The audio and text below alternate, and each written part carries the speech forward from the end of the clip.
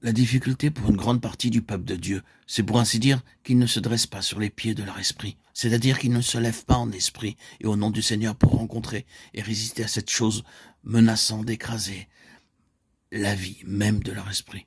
Il y a une acceptation des choses, un consentement, une attitude passive ou bien une entrée dans un affreux tourbillon d'interrogations, de doutes ou d'arguments, de discussions avec le diable, entraîné dans une spirale infernale d'introspection et d'analyse, alors qu'en réalité, dans de telles circonstances, les croyants doivent, en esprit, se tenir debout dans la foi, dans le nom du Seigneur, pour résister à cette chose et la rejeter, en réclamant en son nom les énergies du Saint-Esprit.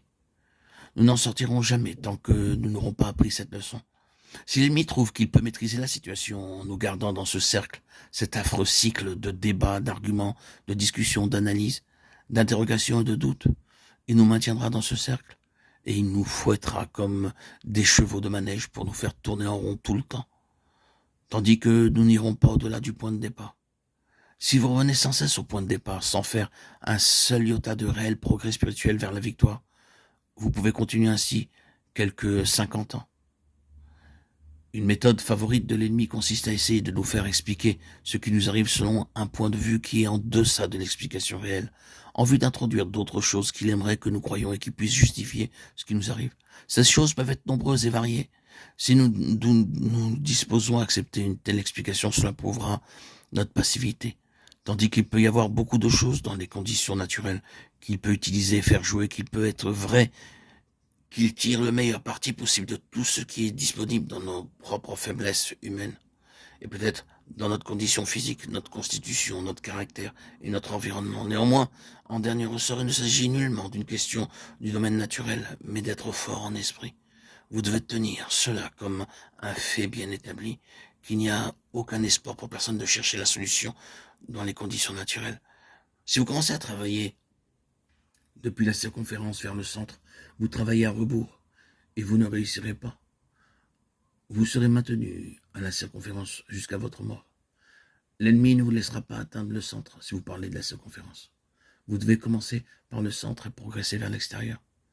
La clé de la victoire est notre union en esprit avec notre Seigneur ressuscité et souverain. Bien sûr, il y a d'autres domaines où ce conflit de la mort se poursuit et où son assaut est mené sur le croyant. Parfois, c'est sur l'intelligence. Il y a un assombrissement, un engourdissement ou quelque chose comme une paralysie de l'intelligence. Lorsque vous vous apprêtez à considérer les choses du Seigneur, à d'autres moments, vous pouvez être parfaitement éveillé et libre, et votre intelligence peut connaître un léger trouble alors que vous travaillez des choses ordinaires. Mais dès que vous venez à des choses spirituelles, aux choses de Dieu, vous découvrez que votre intelligence devient enténébrée. Vous trouvez qu'elle ne fonctionne pas, qu'elle est paralysée, qu'elle est gagnée par une obscurité et une emprise de mort. L'ennemi fait des assauts sur notre intelligence. Il n'y a aucun doute à ce sujet. Il attaque notre âme. Pas seulement le côté intellectuel, mais de tous côtés. L'ennemi fait une attaque sur le côté émotionnel pour l'assécher, figer nos sentiments de sorte que nous sommes totalement incapables de donner une réponse et d'exercer quelques espèces de fonctions du cœur en relation avec le Seigneur. La même chose est vraie dans le domaine de la volonté. Il y a des moments où il semble que nous ne pouvons pas prendre des décisions, que nous ne pouvons vouloir dans le sens du Seigneur.